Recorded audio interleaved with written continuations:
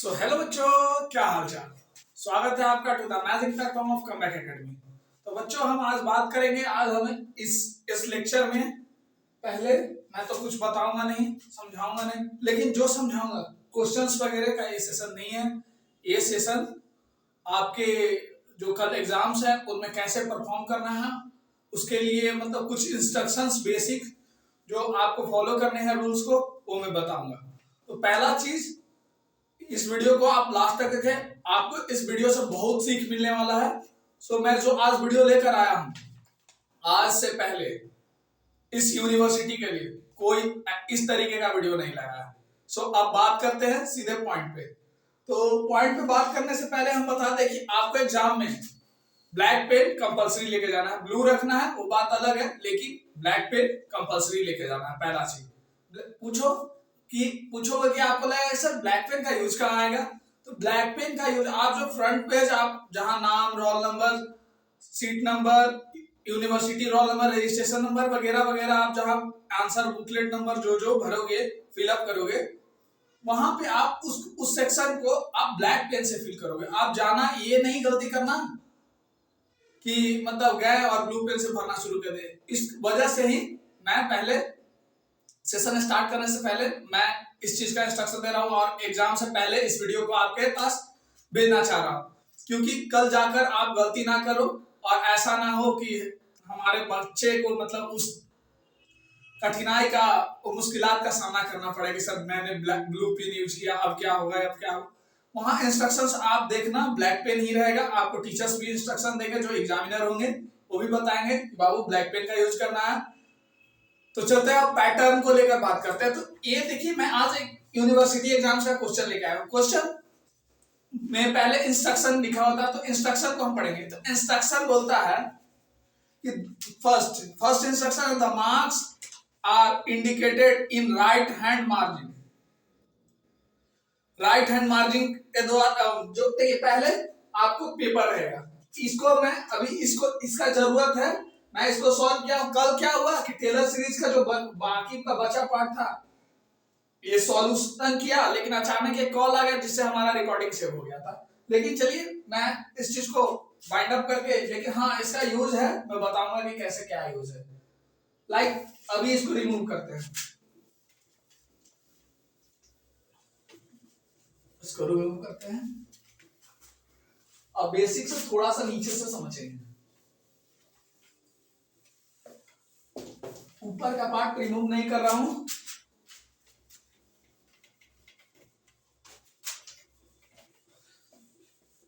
आपको जो आज सेशन मिलने वाला है, आज से पहले देखिए एग्जाम्स में बहुत बच्चे टॉपर हो या कोई हो, ये सेशन सबके लिए कंपलसरी है। आइंदा मैं आता हूं तो कहता हूं कि अगर टॉपर हो तो मतलब दिक्कत है, तो आप मेरे वीडियो तो टॉपर के लिए वीडियो नहीं होती थी, लेकिन आज जो है वो टॉपर के लिए भी है, बैक बेंचर के लिए भी है, जो कमबैक नहीं किया सबके लिए ये वीडियो, सबके लिए। तो आपका जो पहले पेपर होता है उसको हम इस तरीके से रहता है, जो सीट मिलेगा जिसमें लिखना रहेगा। तो पहले हम क्या करेंगे, मार्जिन लाइन खींच लेंगे। सब लोग स्केल एक लेके जाएगा और वहां से एक मार्जिन लाइन पहले खींचेगा, ठीक।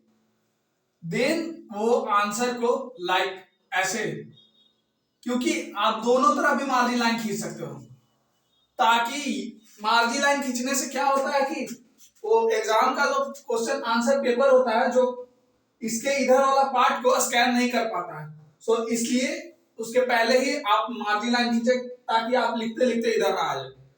सो और मार्जिन लाइन के अंदर ही जो भी कंटेंट हो आप डिलीवर करें, इस चीज को आप ध्यान दें पहले। तो जब भी हम आंसर को लिखेंगे पहले लिखेंगे ऐसे, फर्स्ट जैसे है मल्टीपल चूज द करेक्ट या चूज द करेक्ट आंसर, ऐसे लिख देंगे इस तरीके से, करेक्ट आंसर, ठीक।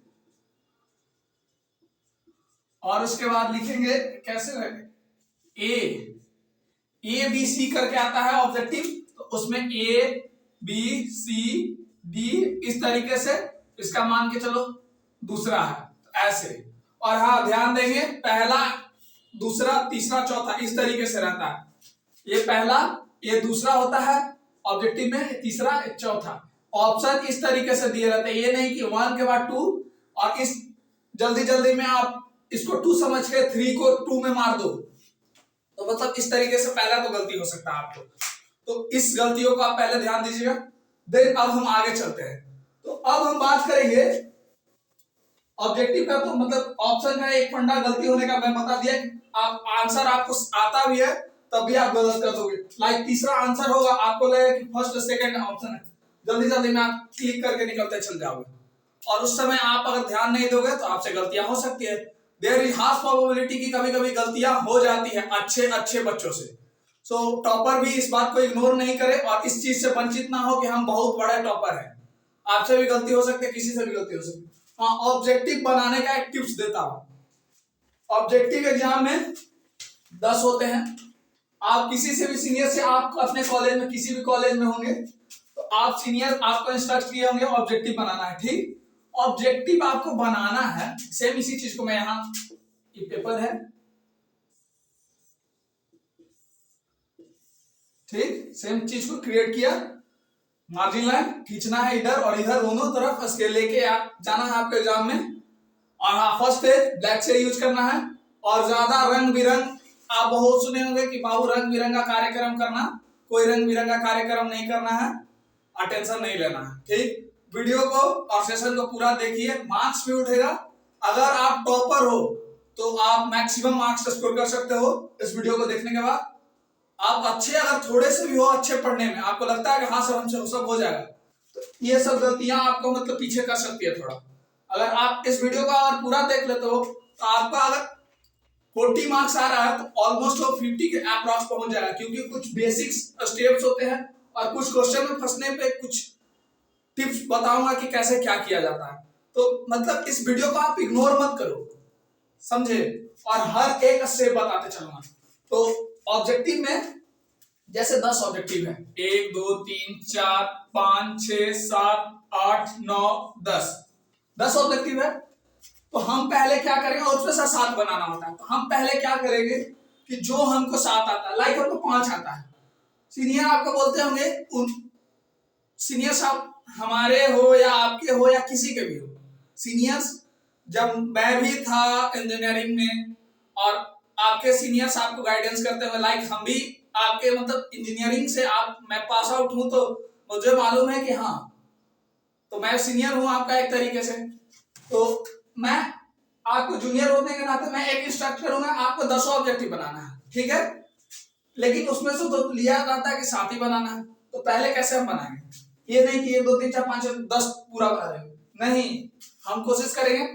मान के चलो हमको 10 में 5 आता है या 3 आता है, तो हम पहले 3 उस 3 को बनाएंगे। लाइक हमको पहला आता है, 8वां आता है, 9वां आता है, तो हम पहले लिखेंगे पहला का आंसर, फिर लिखेंगे 8वां का आंसर, फिर लिखेंगे 9वां का आंसर। उसके बाद जिस पे मतलब चांसेस हो, फिर तुमको तीसरा थोड़ा सही लग रहा है तो तीसरा बनाएंगे, चौथा, इस तरीके से। और उसके बाद जब 5 पे चांस नहीं है तो फिर वो 5 बना देंगे, ठीक।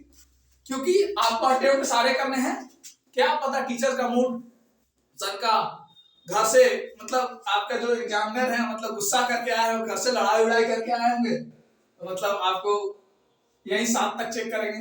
और आपका पता चला कि 9वां नंबर ऑप्शन सही था, 10वां सही था, 8वां सही था और पहला सही था, तो जो बीच के 7 तो यही तक काउंट हो गया। तो आप इस चीज को समझो। तो पहले अगर 9वां आता है तो पहला के बाद 9वां, 10वां, 8वां बना लेंगे। उसके बाद अगर आपको लाइन से आ रहा है तो आप लाइन से सारा अटेम्प्ट कर लीजिए, ठीक। ये रहा ऑब्जेक्टिव का कंसेप्ट, क्लियर कर दिया मैंने। तो अब मैं सब्जेक्टिव पे बात करूंगा। आपके यूनिवर्सिटी एग्जाम के एंड सेमेस्टर में टोटल 9 क्वेश्चन पूछे जाते हैं, उनमें से एक most of the time objective पूछा जाता है। तो क्वेश्चन नंबर 1 को मैंने डिस्कस कर लिया, जो कि 14 मार्क्स का होता है, ठीक। वो मैथमेटिक्स में हो या किसी भी सब्जेक्ट में हो।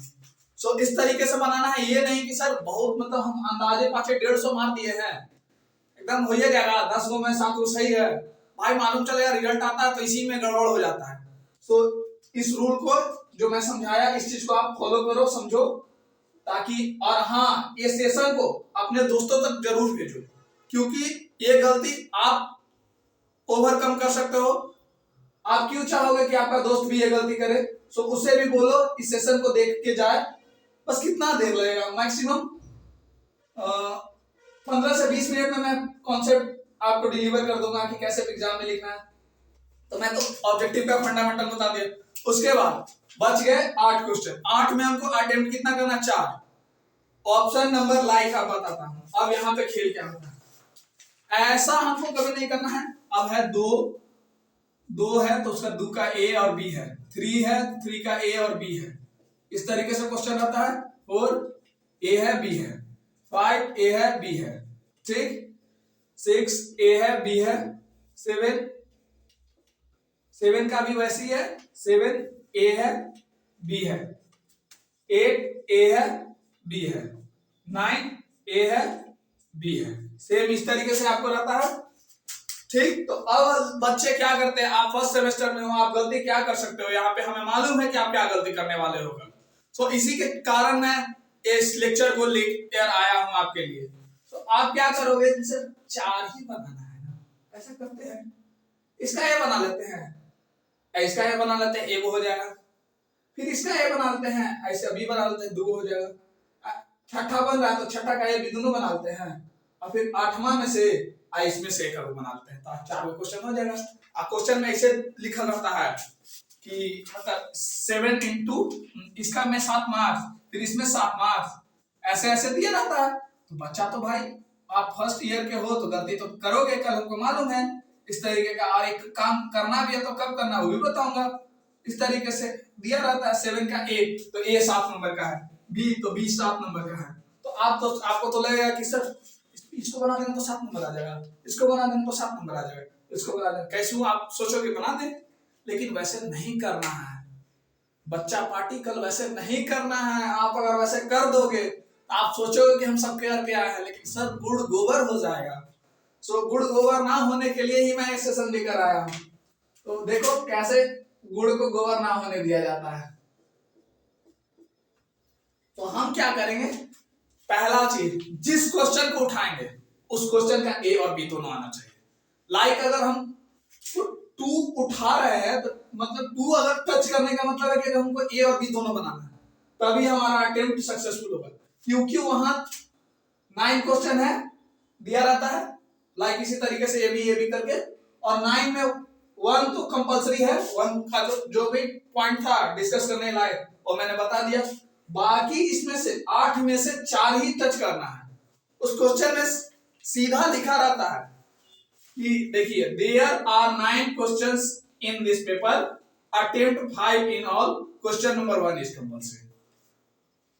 9 क्वेश्चन दिया हुआ है, 5 बनाना है, जिसमें 1 नंबर क्वेश्चन जो है जो ऑब्जेक्टिव का सेक्शन होता है वो कंपलसरी है। उसमें से 10 में से 7 ऑब्जेक्टिव पूछे या कुछ भी पूछ सकता है, थोड़ा बहुत घुमा फिरा के। ऑब्जेक्टिव भी मैथमेटिक्स में ऑब्जेक्टिव भी पूछता है, तो मतलब वहां से उस तरीके से कर लेना है। तो बताता है कि हमें जो करना है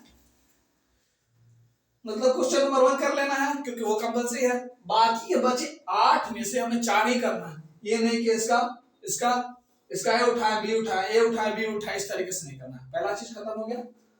अब हम क्या करेंगे, अगर सर हमको 3 गो ऐसा आता है, ठीक है, दूसरा आता है, चौथा आता है और छठा आता है, मतलब छठा का भी ए भी आता है, चौथा का भी ए और बी दोनों आता है, और दूसरा का भी ए और बी दोनों आता है। अब हमको ए वो नहीं आता है, मान के चलिए 7वां में ए आता है, अब 5वां में बी आता है, तो उस कंडीशन में क्या करेंगे, उस कंडीशन में इसको भी बनाएंगे, इसको भी बनाएंगे।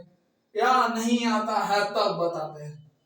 टीचर तो कभी कभी इसका मार्क्स नहीं ऐड करता है क्योंकि वहां पे बैठाना पड़ता है कि आपको 5वें नंबर क्वेश्चन में आप कितना नंबर दिए, तो 5वां नंबर में 7 दिए, छठा में, और वहां 4 ही क्वेश्चन के 5 ही क्वेश्चन का आंसर लिखना ही रहता है कि छठा में कितना मिला, तो 5 का वैसे बनाया रहता है कॉलम।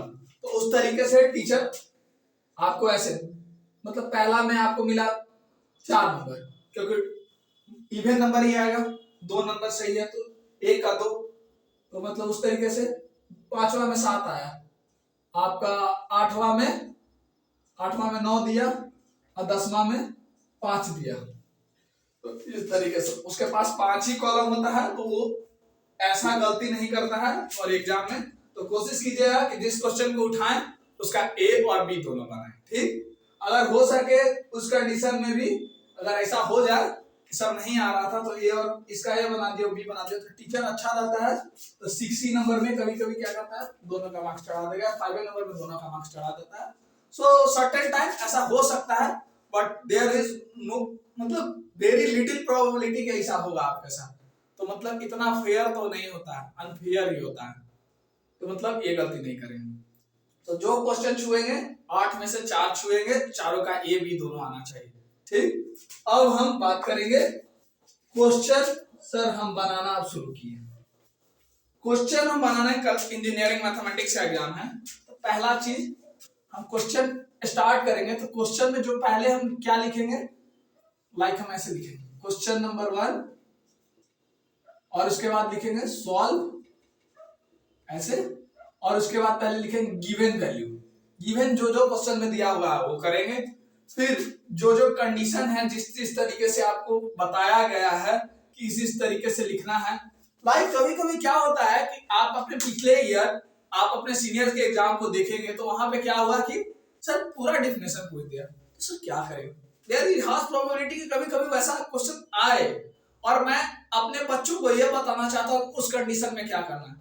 अगर वो कंडीशन आपके साथ अगर हो जाता है, बट ऐसा तो नहीं होगा जो कि हमें मालूम है, लेकिन अगर वैसा अगर शॉर्ट नोट्स वगैरह कभी पूछ देते हैं तो हम उसके लिए भी आपको प्रिपेयर और मेक श्योर कर देते हैं। जो अभी तक कोई गाइड नहीं किया हुआ आपको, किसी भी चैनल से आप पढ़ लो, ये बातें नहीं बताई जाती। वो बोल दी जाती है ना कि कुछ बातें बताई नहीं जाती, और यहाँ पे जो कमबैक एकेडमी है यहाँ पे कुछ बातें छुपाई नहीं जाती, याद रखना। कमबैक एकेडमी पे कुछ बातें छुपाई नहीं जाती, सारी बातें बताई जाती है।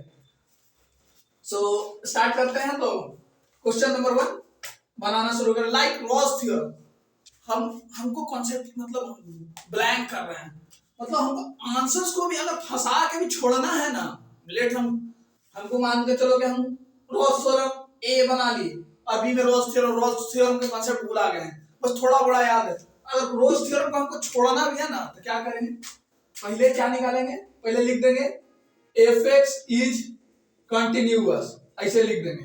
ठीक, फिर लिख देंगे एफ एक्स इज डिफरेंशिएबल, इतना गिवन वन लिख के ऐसे ऐसे पेज भरना चाहिए। हाँ कोशिश कीजिए एक एक लाइन, मतलब एकदम ज्यादा हौच कौच नहीं लिखेगा, पेज बहुत होता है, आराम से जितना सुंदर सुंदर राइटिंग में लिखिएगा उतना आपके लिए बेनिफिशियल होगा। सो ट्राई कीजिएगा कि जितना अच्छे से टीचर मतलब कंटेंट को ना देखकर, मैंने जो ऑब्जर्व किया बिहार इंजीनियरिंग के स्टूडेंट्स को, वो राइटिंग पे मार्किंग करते हैं।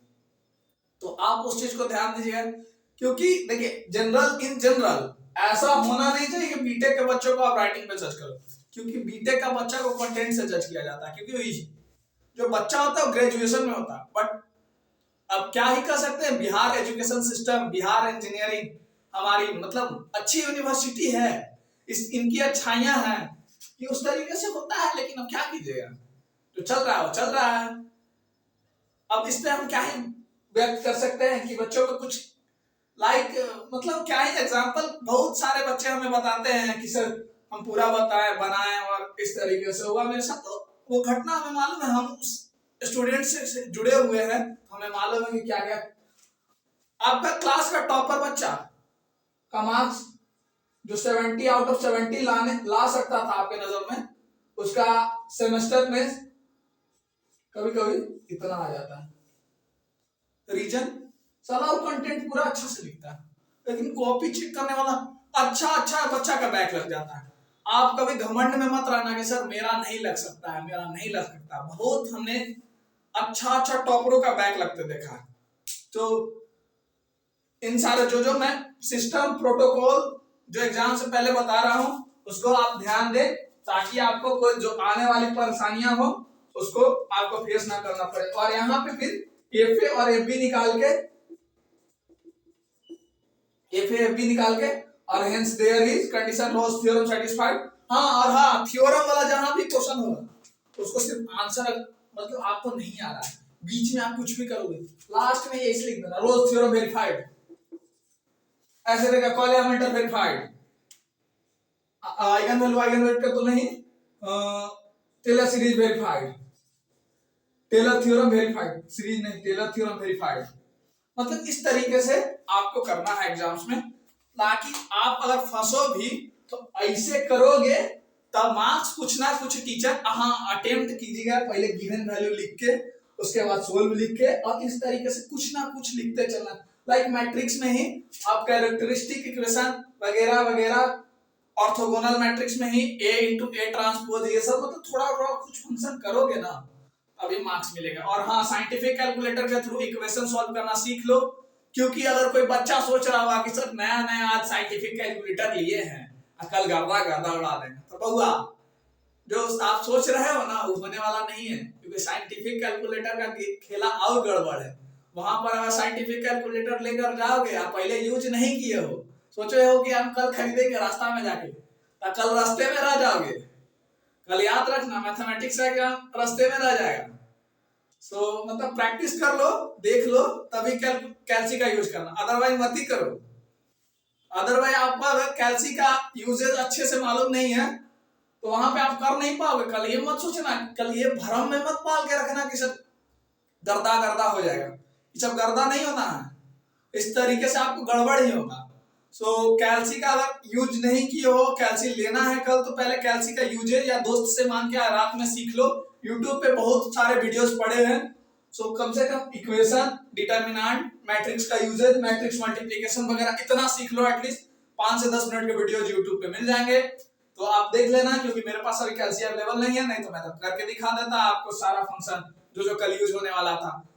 कैल्सी यूज करने से पहले एक बार 2 बार उसका प्रैक्टिस कर लेना एग्जाम में जाने से पहले, नहीं तो कल कैल्सी में टिप टाप कपड़ा साफ करते रह जाओगे एग्जाम में, और एग्जाम आपका क्या होगा, फिर आकर बोलोगे कि सर मेरा एग्जाम अच्छा नहीं है, तो सर क्या बोलेंगे।